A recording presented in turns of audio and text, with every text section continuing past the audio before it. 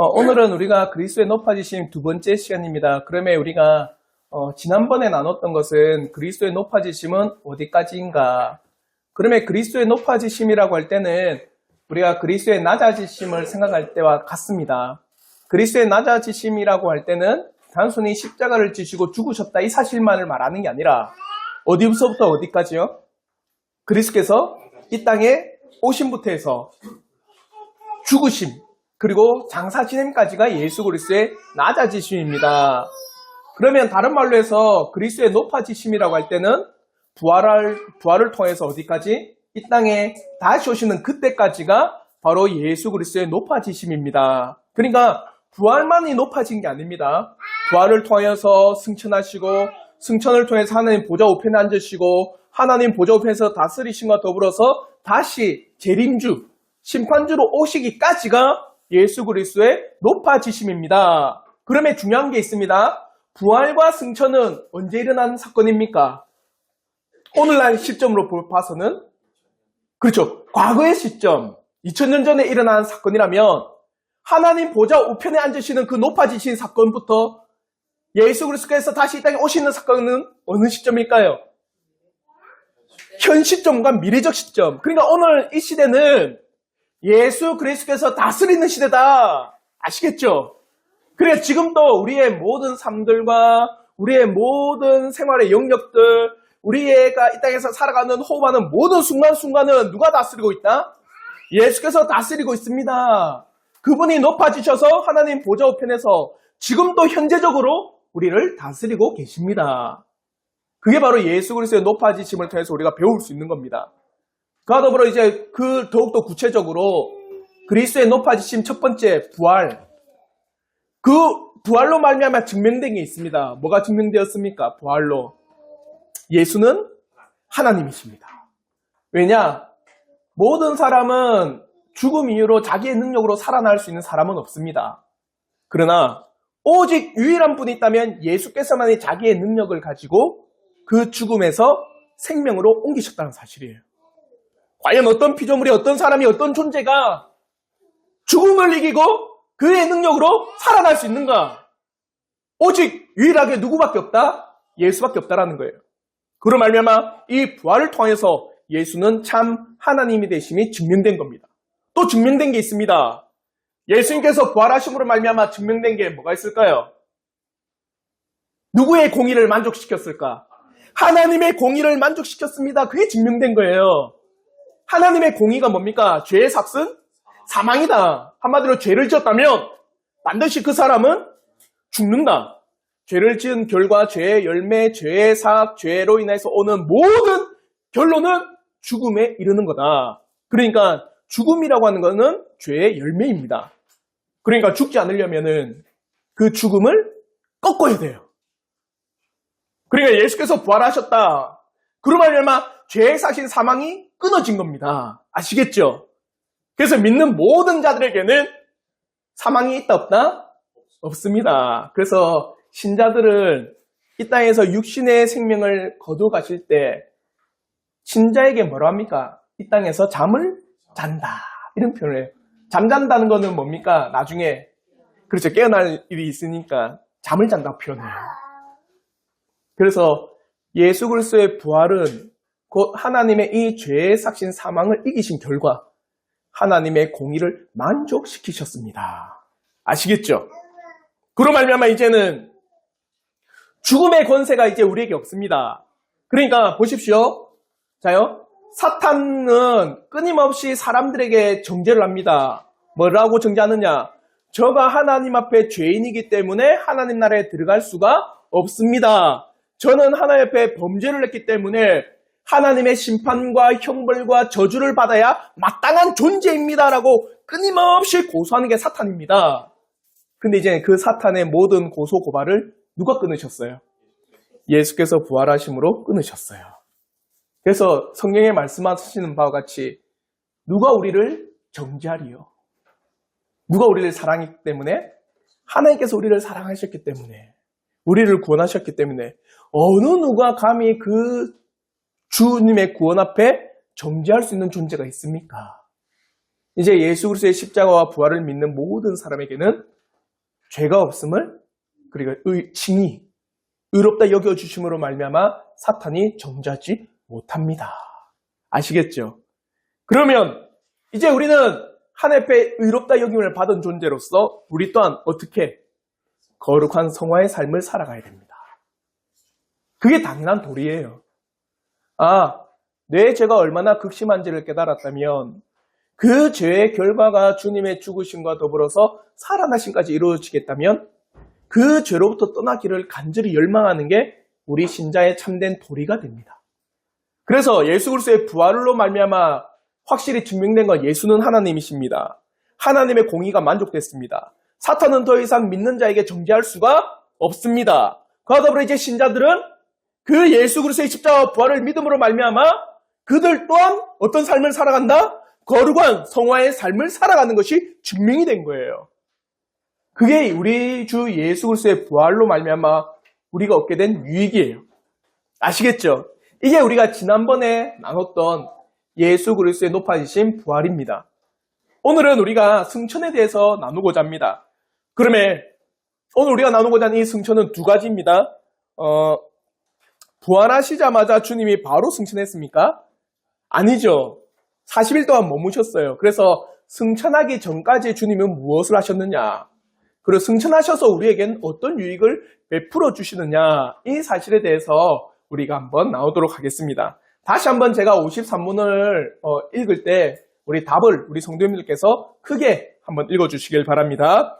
제 53문, 그리스도는 승천을 통해 어떻게 높아지셨습니까? 그리스도는 승천을 통해 높아지셨습니다. 그리스도는 부활하신 후에 사도들에게 자주 나타나셔서 대화하시며 하나님 나라에 관한 일을 말씀하시고 모든 민족에게 복음 전할 사명을 주셨습니다. 또 그분은 부활하시고 40일 후에 우리의 본성을 가지신 우리의 머리로서 원수들을 이기시고 사람들이 보는 가운데서 지극히 높은 하늘로 올라가셨습니다. 그리고 그분은 거기서 사람들을 위하여 선물을 받으시고 우리로 그곳을 사모하게 하시며 우리를 위한 거처를 예비하십니다. 그분은 지금도 그곳에 계시며 세상 끝날에 다시 오실 때까지 계속 그곳에 계실 것입니다. 자, 여기서 이제 첫째 문장과 둘째 문장을 보시면 첫째 문장은 승천하기 전까지 하신 일, 그리고 또로부터 시작해서 그 두 번째 문장은 승천하시고 그리고 그 후에 우리에게 베풀어 주신 은혜들. 그래서 크게 이 두 단락으로 나눌 수가 있습니다. 승천하시기 전까지 어떤 일을 하셨느냐? 첫째로 승천하시기 전까지 예수 그리스도께서는 사도들에게 자주 나타났습니다. 자주 나타나신과 더불어서 사도들을 가르치셨어요. 며칠 동안? 40일 동안. 그럼 뭘 가르쳤을까요? 40일 동안 사도들을 모아놓고 야, 니 예전에 내 이렇게 배신했지? 야, 니 이렇게 내 버리고 도망갔지? 너는 옷도 안 입고 호디를 덮고 그래 도망갔잖아, 너 이놈아. 이러면서 그걸 자기 사도들이 잘못한 거 꼬치꼬치 물어가지고 40일 동안 지적하고 정죄하고 사도들이 니 이래서 날 도망간 거 아니냐. 그렇게 소위 말하면은 사도를 욕부였을까요? 40일 동안 뭐 하셨을까, 주님은? 하나님 나라의 일을 가르치셨어요. 끊임없이 나타나셨을 때 주님께서는 제자들에게 다른 일을 하지 않으셨어요. 복음을 가르쳐 주셨습니다. 어떻게 할 수 있느냐? 엠마오 도상으로 가는 것뿐만 아니라 사도행전 1장 3절에 주님이 하신 일을 보십시오. 우리 한번 사도행전 1장 3절 말씀 우리 한번 다 같이 한번 읽겠습니다. 시작!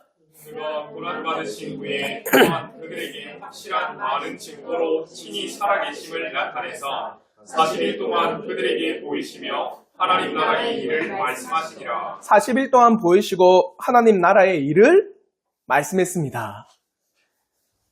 그래서 그 하나님 나라의 일을 어느 것을 기준으로 말씀하셨을까? 구약에 있는 말씀. 기록된 그 말씀을 통하여서 하나님 나라의 일을 가르쳐 주셨어요. 그것이 바로 엠마오 도상에 가는 두 제자에게 하신 말씀과 같습니다. 우리 한번 누가복음 24장 26절부터 27절 말씀 우리 한번 다 같이 한번 읽겠습니다. 시작! 그리스도가 이런 고난을 받고 말고 자기의 영광에 들어가야 할 것이 아니냐 하시고 이에 모세와 모든 선지자의 글로 시작하여 모든 성경에 쓴 바 자기에 관한 것을 자세히 설명하시니라. 모세와 모든 선지자의 글이라는 것은 구약입니다. 구약에 기록된 예수 그리스도에 대한 사실들을 자세하게 가르쳐 주셨다라는 거예요. 그러면은 40일 동안 제자들에게 나타나 보이셔서 하나님 나라의 일을 주님께서는 성경에 기준하여 자세히 알려 주셨겠죠. 맞죠? 왜 그랬을까?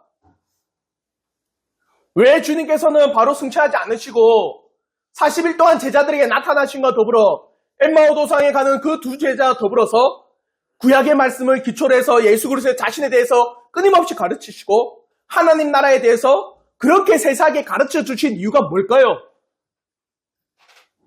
왜 그랬을까? 사도들에게 주신 사명 때문입니다. 대사명 잘 아시죠, 여러분?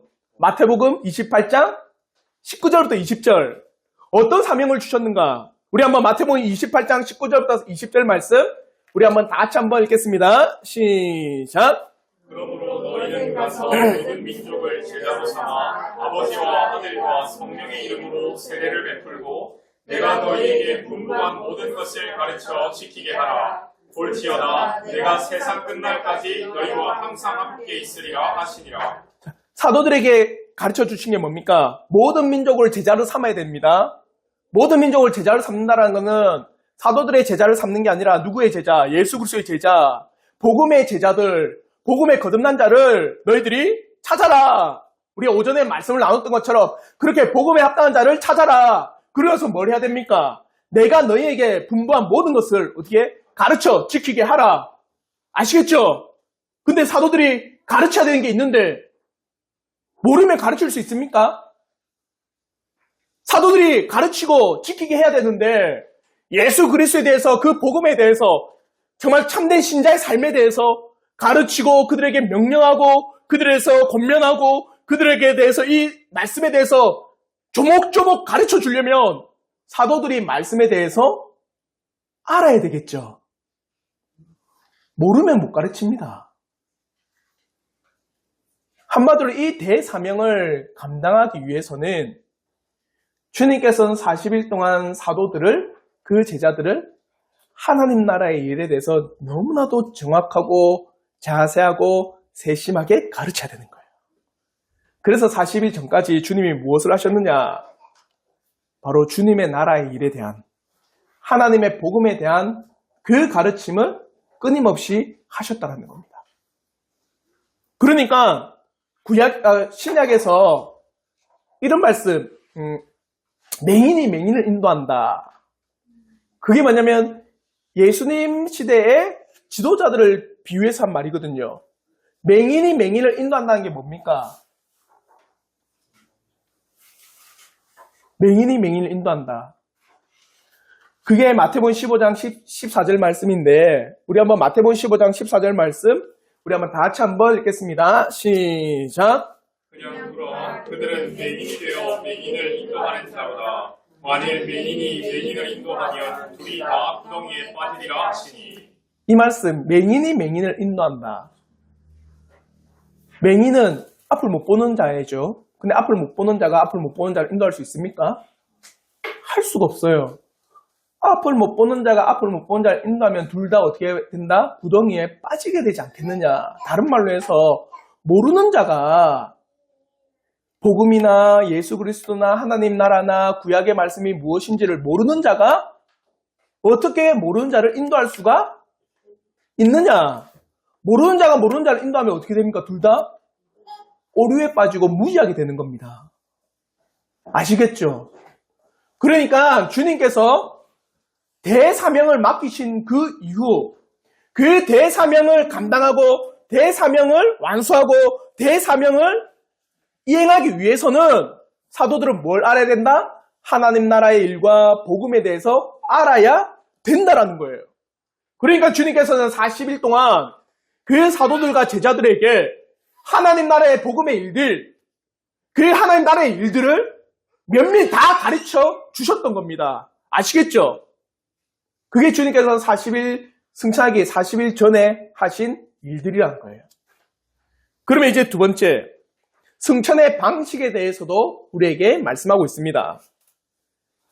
우리가 예수 그리스도의 승천을 통해서 배울 수 있는 바에 우리에게 가르쳐주고 있는 게 뭐냐? 어떻게 승천하셨는가? 그 승천의 방식에서 첫 번째로 예수 그리스도께서 영광스럽게 올라가셨습니다 라고 이야기하는 거예요. 한마디로 사망과 마귀와 지옥을 이기셨다고 고백합니다. 즉 이긴 게 뭡니까? 여러분 혹시 영화 같은 거 보면 특히 고대 그 로마 시대의 영화, 그래서 로마 장군이 전쟁에서 이기고 나면은 어떻게 갑니까? 그렇죠. 당당하게 하면 앞에 황금마차 비슷한 마차에 올라타서 승전한 왕처럼, 한마디로 이긴 자가 영광스럽게 그 마차를 타고 개선문을 지나서 승전한 장군처럼 가는 거예요. 그런 거 보셨어요? 그런 장면들? 그러니까 주님께서 지금 승천하셨습니다. 이게 뭡니까? 사탄과 마귀와 모든 지옥의 권세를 다 꺾으시고 죄를 다 이기시고 올라가셨습니다. 승전한 장군처럼. 아시겠죠? 승전한 왕처럼 주님께서는 영광스럽게 올라가셨습니다. 우리 주 예수 그리스도께서는 죄의 모든 권세를 이제 완전히 꺾으시고 우리 주 예수 그리스도께서 사탄과 마귀와 죄와 악과 그 모든 싸움에서 이기신 개선 장군처럼 올라가셨다는 거예요. 그러면 에베소서 4장 8절에 분명히 이렇게 고백합니다. 우리 한번 에베소서 4장 8절 말씀 우리 한번 다 같이 한번 읽겠습니다. 시작. 그러므로 이르기를 그가 위로 올라가실 때에 사로잡혔던 자들을 사로잡으시고 사람들에게 선물을 주셨다 하였도다. 올라가실 때, 승천하실 때 보십시오. 사로잡혔던 자들을 사로잡으시고, 이게 무슨 말입니까? 그래서 되찾은 겁니다. 우리가 누구에게 사로잡혔어요? 사탄 마귀에게 사로잡힌 우리를 주님께서 어떻게 해요? 되찾아 오셨습니다. 이겼기 때문이에요. 이겼기 때문에. 주님께서 사로잡힌 우리를 다시 한번 주님의 나라에 참된 백성으로 돌이키시고 참된 백성으로 끌어두시고 참된 백성으로 우리를 다시 한번 데리고 오셨습니다. 승리한 왕처럼 그렇게 우리를 다시 한번 주의 백성으로 삼아 주셨다. 사랑하는 성도 여러분, 결코 우리 주님께서는 하늘로 올라가신 것은 패배했기 때문에 올라간 게 아닙니다. 이기셨기 때문에. 그의 사역을 다 이기시고 완수하셨기 때문에 승전한 장군처럼 하나님 나라에 올라가셨습니다. 아시겠죠?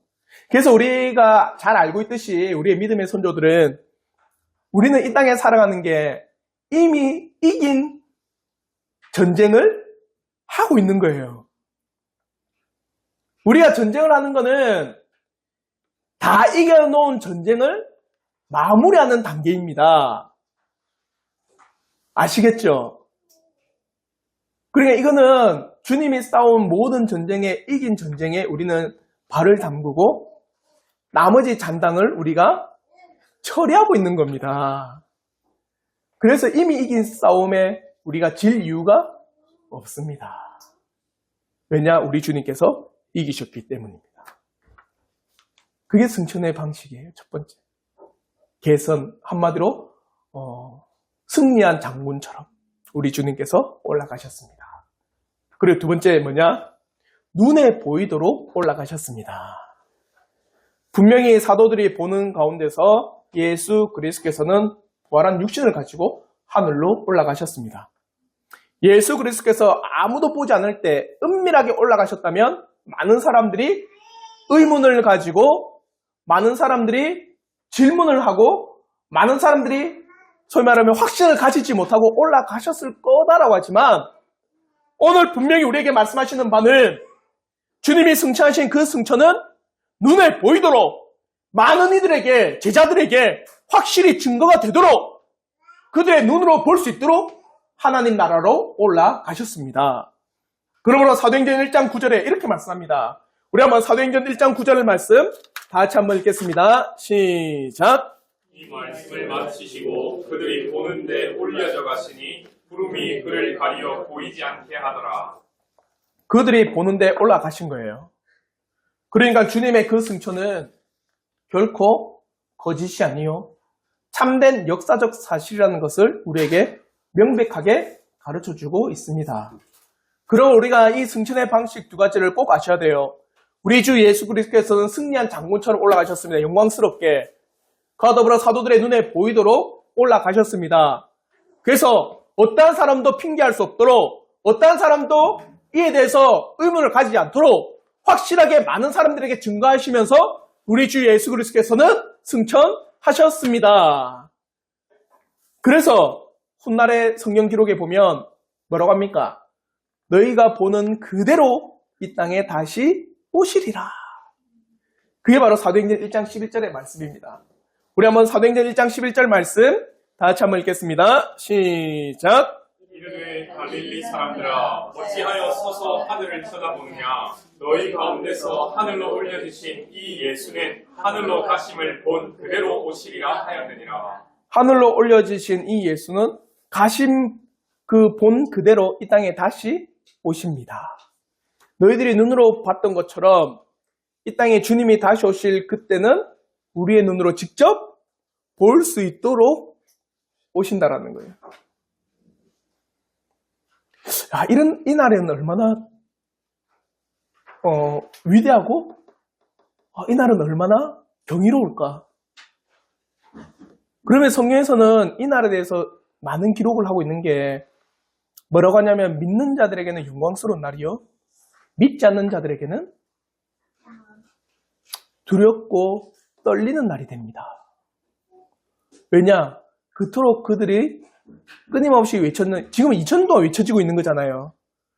수천 년 동안 예수 그리스도가 참 구원자이심이 외쳐지고 증거되고 있는 그 사실에 대해서 그들은 믿지 않기 때문에 실제로 눈에 보이도록 우리 주 예수 그리스도께서 이 땅에 다시 오실 때 그들이 얼마나 두려워하겠느냐. 반대로 수천 년 동안 주 예수 그리스도만이 참된 구원자이심을 믿음으로 우리에게 증거하시고 나타내시고 우리가 믿고 따르고 고백하고 있는 가운데 주님이 진짜 눈에 보이도록 이 땅에 다시 오실 때 그날을 손꼽아 기다리는 성도들에게는 얼마나 큰 기쁨의 날이겠느냐. 사랑하는 성도 여러분, 여러분은 참 그날을 손꼽아 기다리십니까? 아니면 그날이 정말 기쁨의 날로서 맞이하기를 고대하십니까? 신자들에게는 주님이 다시 오실 그날은 영광스러운 날이요, 기쁨의 날이요, 모든 죄가 끊어지는 평강의 날이 될 줄 믿습니다. 우리 주님은 눈에 보이신 그대로 올라가신 그대로 이 땅에 다시 오십니다. 이게 바로 승천의 방식이에요. 이제 마지막 승천의 유익에 대해서 오늘 본문은 우리에게 가르쳐주고 있습니다. 자, 승천하기 전까지 40일 동안 제자들에게 복음의 말씀들과 더불어서 하나님 나라의 일들을 세세하게 가르쳐 주셨습니다. 왜 가르쳐 주셨습니까? 훗날 이들이 제자를 삼아 아버지 아들과 성령의 이름으로 세례를 베풀고 그들에게 분부한 모든 것을 가르쳐 지키게 하려면 이 사도들이 뭘 알아야 돼요? 복음을 알고 하나님 나라의 일을 알고 말씀을 알아야지 그걸 가르치고 깨닫게 하고 따르게 하지 않아요. 그래서 40일 동안 그 일을 하시고 나서 이제 승천하셨는데 어떻게 해요? 영광스럽게 하늘로 올라가셨고 제자들이 두 눈 똑똑히 볼 수 있도록 주님께서는 하늘로 올라가셨습니다. 여기까지 이해가 되셨죠? 그럼 이제 하나님 나라에 올라가서 뭘 하셨느냐? 그게 바로 우리에게 주어진 승천의 유익입니다. 첫 번째, 우리에게 뭘 주십니다. 뭘 주십니까?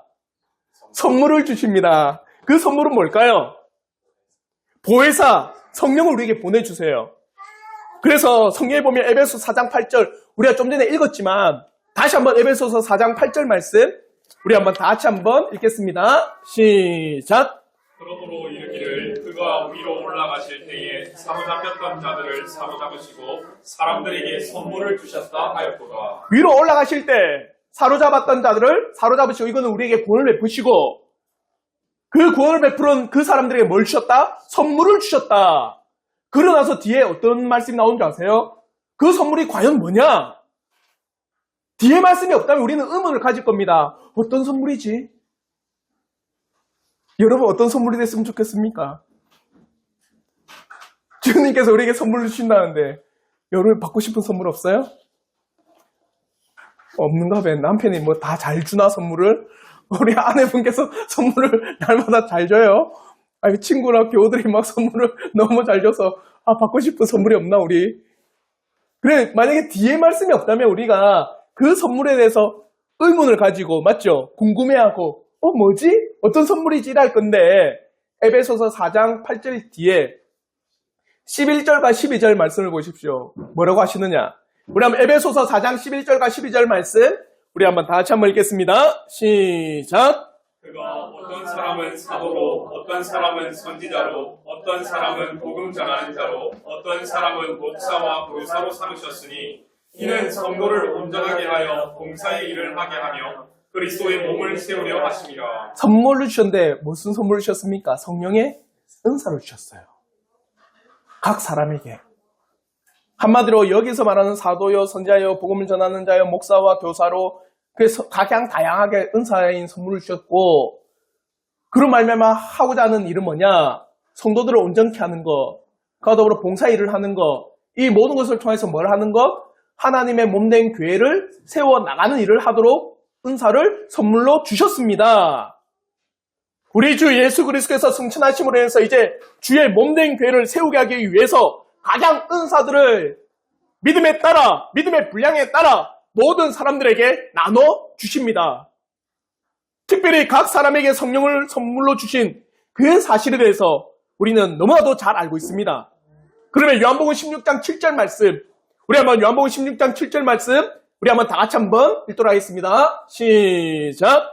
그러나 내가 너희에게 실상을 말하노니 내가 떠나가는 것이 너희에게 유익이라.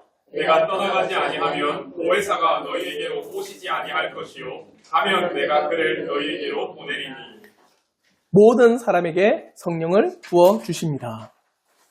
그 성령의 부어 주심으로 말미암아 그 성령을 통해서 각 사람에게 은사를 베풀어 주시는 거예요. 어떻게 베풀어 주시느냐? 믿음의 분량에 따라. 그래서 로마서 12장 3절에 이렇게 말씀합니다. 우리 한번 로마서 12장 3절 말씀 우리 한번 다 같이 한번 읽겠습니다. 시작! 내게 주신 은혜로 말미암아 너희 각 사람에게 말하노니 마땅히 생각할 그 이상의 생각을 품지 말고 오직 하나님께서 각 사람에게 나누어 주신 믿음의 분량대로 지혜롭게 생각하라. 바울이 말하는 바가 뭐냐면 지혜롭게 생각하는 게 뭐냐? 마땅히 생각할 그 이상을 품지 않는 게 지혜로운 거예요. 보십시오. 무언가 주님께서 승천하시고 나서 성령을 우리에게 부어주시는데 각양 믿음에 따라 은사를 베풀어 주셨어요. 근데 어떤 사람이 볼 때 와, 저 사람이 가지고 있는 믿음의 은사들, 와, 저 사람이 가지고 있는 그 병고침의 은사들, 와, 저 사람이 가지고 있는 지식의 은사들이 너무 부러운 거예요.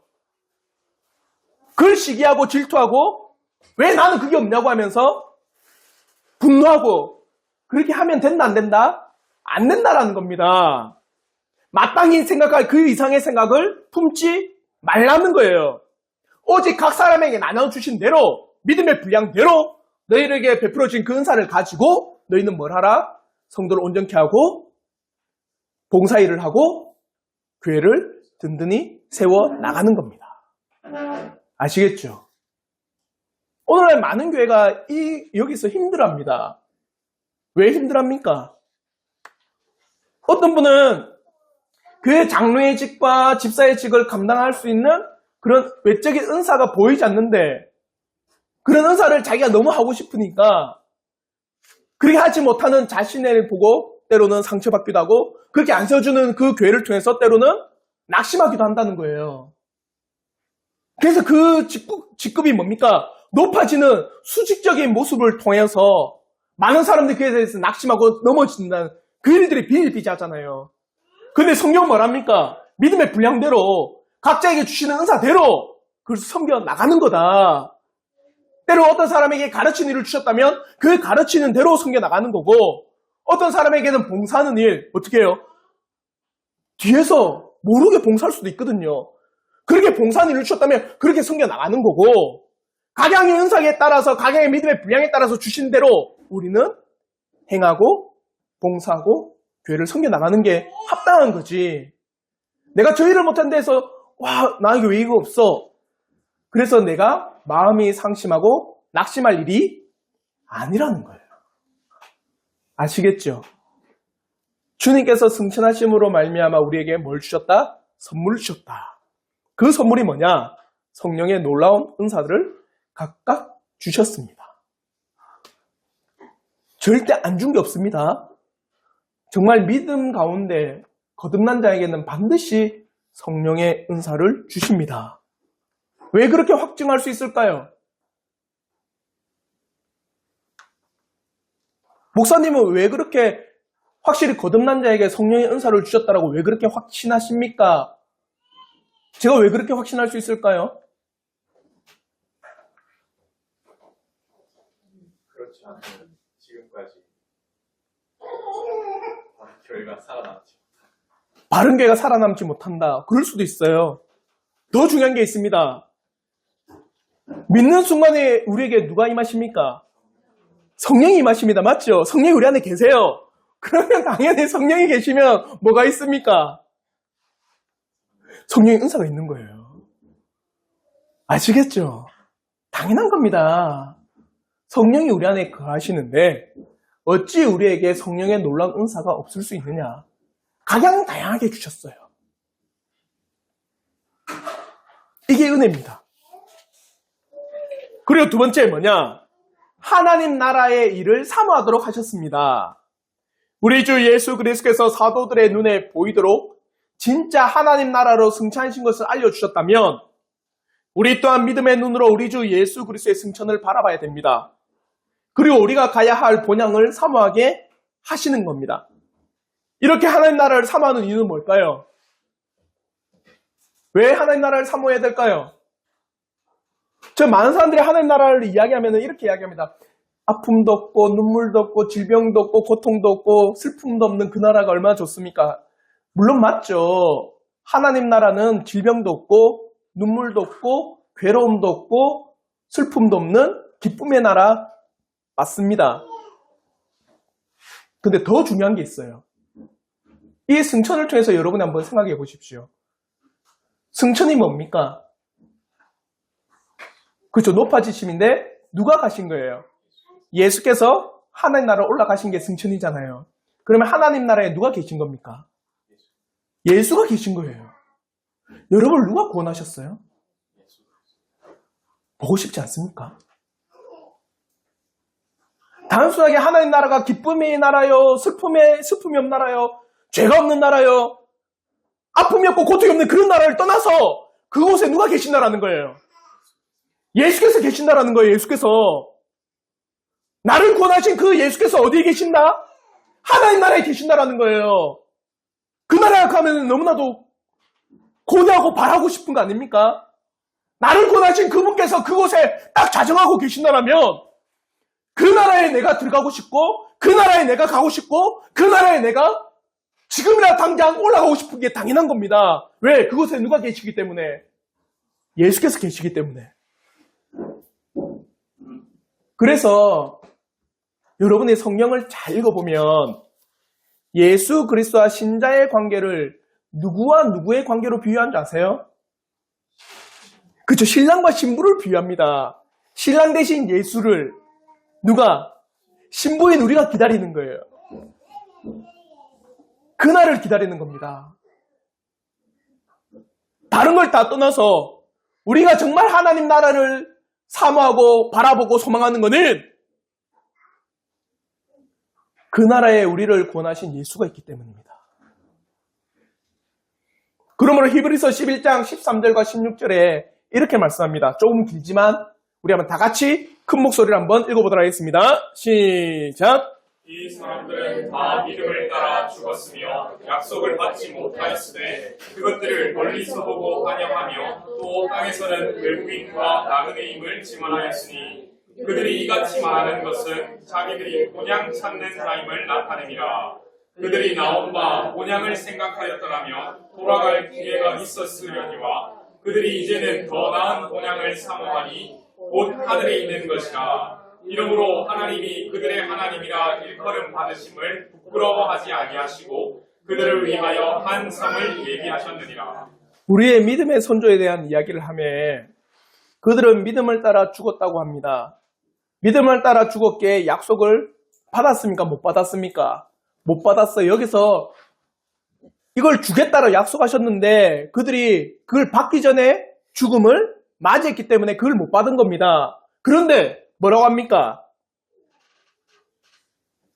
더 나은 뭐냐? 즉 멀리서 보고 환영했다는 겁니다. 지금 당장 나는 받지 못했지만 나중에 나에게 있다 없다? 있다라는 거예요. 그래서 멀리서 보고 그것을 환영하고 그날을 기다린 겁니다. 오늘날 이 시대 우리가 마찬가지입니다. 여러분에게 주어진 약속이 있어요. 믿는 자에게는 반드시 어디에 간다? 하나님 나라에 간다는 약속을 주셨습니다. 맞죠? 이거는 변치 않는 약속입니다. 여러분 지금 받았습니까?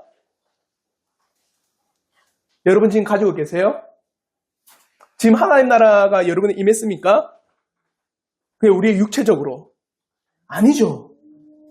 근데 우리는 약속을 믿어요.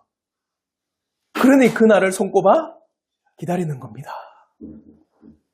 약속을 주셨고 그 약속은 반드시 이행되고 그 약속은 반드시 이루어지기 때문에 그날을 손꼽아 기다립니다.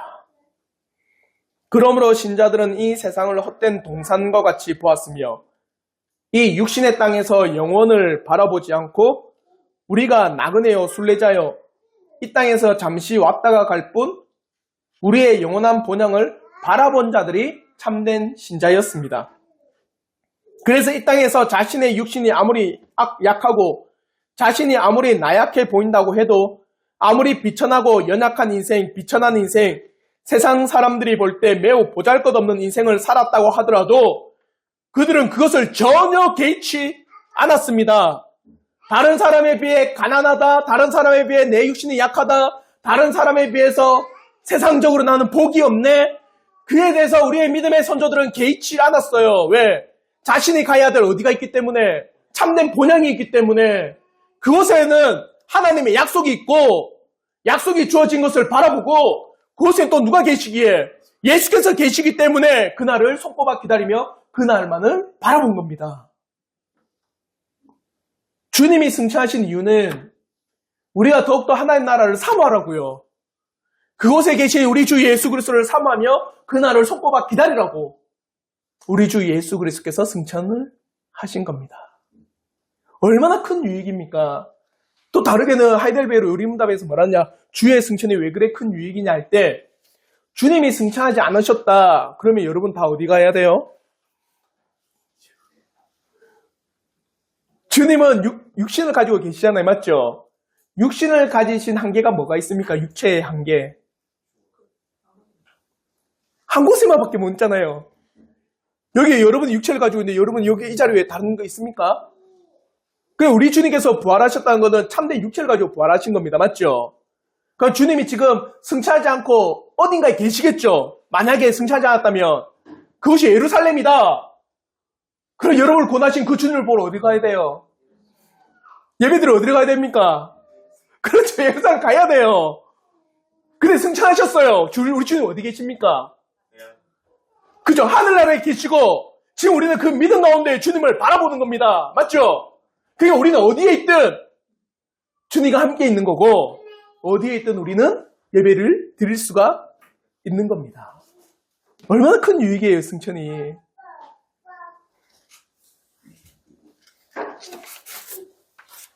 진실로 사랑하는 성도 여러분, 정말 더 나은 본향을 바라보십시오. 우리가 가야 할 본향, 곧 우리 주 예수 그리스도께서 승천하신 곧 영원한 본향이요, 영원한 처소인 하나님 나라를 진정으로 사모하시고 갈망하십시오. 우리의 믿음의 눈으로 보나 훗날 우리의 눈으로 볼 날이 있을 것입니다. 얼굴과 얼굴로 예수 그리스도를 볼 날이 있을 것입니다. 그날을 손꼽아 기다리며 우리 주 예수 그리스도를 볼 날을 진심으로 고대하며 승천을 통해서 우리의 영원한 본향을 사모하며 나가는 우리 주 성도들이 되기를 진심으로 바랍니다. 보십시오. 그날을 간절히 사모한 사람이 맞이하는 그게 기쁠까? 한 번도 사모하지 않은데 그날을 바라본 게 기쁠까요? 뭐가 더 기쁠까요? 어느 날이 더 기쁠까요? 다시 한번 설명해 드릴까요? 정말 그날을 손꼽아 기다리고 그날을 정말 바라보고 그날 정말 사모했던 사람이 그날 딱 맞이했을 때와 한 번도 생각해 보지도 않고 한 번도 뭡니까? 묵상해 보지 않고 그날 딱 맞이했던 그 사람하고 그 기쁨의 차이가 누가 더 기쁠까? 전자일까요? 후자일까요? 전자의 사람입니다. 그러니까 지금 우리가 눈과 눈으로 볼 수 없지만 훗날 눈과 눈으로 보는 날이 뭡니까? 정확하게 보고 확실하게 보고 명확하게 볼 그날이 있다는 거잖아요. 그날이 나에게 당도한다면 그게 얼마나 기쁠까? 그게 바로 고린도전서 13장 12절의 말씀입니다. 우리 한번 고린도전서 13장 12절의 말씀 우리 한번 다 같이 한번 읽겠습니다. 시작.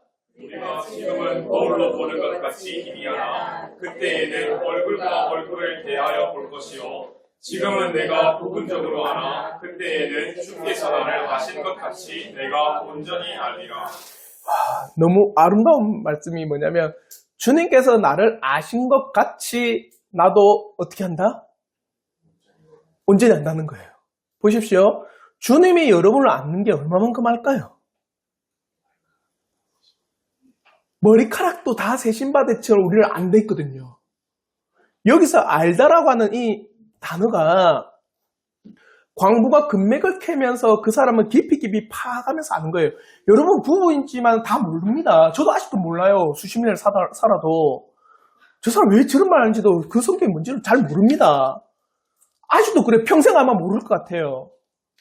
근데 주님이 우리를 아신다는 거는 정말 명확하게 아는 거거든요. 근데 언제 우리가 그렇게 주님을 알게 됩니까? 하늘나라에 갔을 때 우리를 아는 것처럼 우리도 주님을 안다라는 거예요. 얼마나 아름답습니까, 이게? 그러니 하나님 나라를 우리는 사모하는 거예요. 이렇게 우리가 본향인 하나님 나라를 사모하는 건 우리 주 예수 그리스도가 있음과 더불어서 또 있습니다. 우리 주님이 승천하셔서 우리에게 주시는 유익, 선물을 주시고 우리를 하나님 나라를 사모하게 하실 뿐만 아니라 또 주님이 하신 일이 있어요. 하나님 나라에서 뭘 하십니까? 우리를 위하여서 처소를 예비하고 계신다. 처소를 예비한다는 게 뭡니까? 우리의 집을 만들고 계십니다. 여러분 이 땅에 집 있는 분도 계시지만 우리처럼 집이 없는 사람도 많죠? 슬퍼하지 마십시오. 우리의 집은 어디에 있습니까? 하나님 나라에 있어요. 주님께서 우리의 집을 예비하고 계십니다. 그러니 요한복음 14장 2절과 3절에 이렇게 말씀합니다. 우리 한번 요한복음 14장 2절과 3절 말씀 다 같이 한번 읽겠습니다. 시작. 내 아버지 집에 거할 곳이 많구나. 그렇지 않으면 너희에게 일렀으리라. 내가 너희를 위하여 거처를 예비하러 가노니 가서 너희를 위하여 거처를 예비하면 내가 다시 와서 너희를 내게로 영접하여 나 있는 곳에 너희도 있게 하리라. 가서 너희를 위하여 거처를 예비해 놓겠다. 내가 다시 와서 너희를 내게로 영접하여 나 있는 곳에 너희도 있게 하리라. 한마디로 거처를 다 예비를 다 하면은 다시 오시는 거예요. 우리가 이 땅에 거처할 곳이 없습니다. 이 말은 뭐냐? 우리가 이 땅에 집이 없다라는 그 말뿐만 아니라 우리는 이 땅에서 결코 안식할 수 없는 존재라는 겁니다. 우리는 이 땅에서 누릴 것도 이 땅에서 정말 참 평안을 누릴 것도 이 땅에서 평강 가운데 완전한 평강 가운데 누릴 그것이 없어요. 이 땅에는. 결코 이 땅에서 성도들의 신자들은요 어떠한 참된 평안을 누리질 않습니다. 어떠한 참된 평강을 이 땅에서 찾지를 않아요. 왜? 우리의 영원한 평강과 영원한 평안은 어디에 있습니까? 하나님 나라에 있거든요. 우리의 본향에 우리의 거처가 있고 우리의 본향에 우리를 구원하신 주가 있고 우리의 본향에 우리의 참된 평안이 거기에 있는 거예요. 그러니 우리가 어찌 하나님 나라를 사모하지 않을 수가 있겠습니까? 주님께서도 분명히 이렇게 말씀하셨어요. 마태복음 8장 20절의 말씀입니다. 우리 한번 마태복음 8장 20절 말씀 다 같이 한번 읽겠습니다. 시작. 예수께서 이르시되 여호와도 있고 궁중에 새도 거처가 있으되 인자는 머리 둘 곳이 없다 하시더라. 이 말이 뭡니까? 주님은 이 땅에 거처를 삼지 않으신다. 예수님께서는 순례의 복음의 걸음을 걸으신다. 이 땅에 있는 모든 것이 참된 거처가 될 수가 없다. 잠시 왔다가 가는 인생에게 이 땅에는 결코 영원한 안식처가 될 수 없다. 진정 영원한 안식의 초소는 바로 하나님 나라에서 누리는 안식입니다. 우리가 참된 안식을 삼을 수 있는 곳, 우리의 모든 육신의 땀을 다 흘리고 예수 그리스도로 말미암아 우리가 가진 모든 사명을 이 땅에서 다 완수하고 이제 영원한 안식이 있는 곳은 어디입니까? 하나님 나라입니다. 하나님 나라에 우리의 거처를 지금 예수 그리스도께서 마련해 놓기 위해서 승천하신 겁니다. 우리가 거할 처소는 바로 하나님 나라입니다. 우리의 영원한 처소는 하나님이 계신 하나님 나라가 우리의 영원한 처소요, 우리의 집이요, 우리의 본향입니다. 이곳에 우리를 위한 거처를 지금 예수 그리스도께서 마련해 놓으셨기에 우리가 더욱더 천국을 사모하며 나갈 수가 있는 겁니다. 사랑하는 성도 여러분, 천국을 사모하십니까? 정말 천국 가기를 바라세요? 우리가 천국을 바라고 하나님 나라를 간절히 사모하는 것은 그곳에 우리의 신랑 되신 누가 계신다? 예수님께서 계시기 때문입니다. 또 우리가 그렇게 천국을 사모하는 이유는 그것이 바로 우리의 영원한 본향, 처소가 되기 때문입니다. 그것이 바로 우리의 영원한 안식처가 되기 때문에 우리는 천국을 사모하는 겁니다. 사랑하는 성도 여러분, 우리 주 예수 그리스도의 승천은 이와 같이 이 땅에 살아가는 신자들에게 선물을 주실 뿐만 아니라 훗날 우리가 하나님 나라에 대해 또 하나님 나라를 사모함과 더불어서 하나님 나라에 갔을 때 우리가 거할 수 있는 거처를 마련해 놓으신다라는 이 유익이 신자에게 있는 겁니다. 그러니 우리 주 예수 그리스도의 승천이 얼마나 은혜로운 일입니까? 승천하지 않았다면 우리의 거처를 누가 예비하시고, 승천하지 않았다면 우리는 또 어디에서 예배를 드려야 되고, 승천하지 않았다면 선물을 어떻게 받을 수 있으며, 승천하지 않았다면 우리가 하나님 나라를 어떻게 사모하며 나갈 수가 있겠습니까?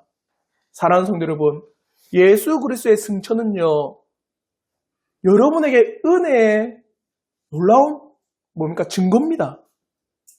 성령을 선물로 주실 뿐만 아니라 예수 그리스도가 계신 그곳을 사모하고 그곳에서 우리를 위한 거처를 삼으시는 주님을 바라보며 나가도록 하는 위대한 은혜의 사건이 승천입니다. 아무쪼록 이 놀라운 주님의 승천이 이 한 주간을 살아가는 우리 성도들에게 힘이 되길 바라요. 이 땅에 우리의 거처 없습니다. 진정한 안식과 진정한 평화가 있는 곳은 하나님 나라임을 더욱더 깨닫고 이 한 주간 우리 주 예수 그리스도를 붙잡고 살아가시는 우리 온 성도들 되길 주님의 이름으로 축원합니다. 아멘.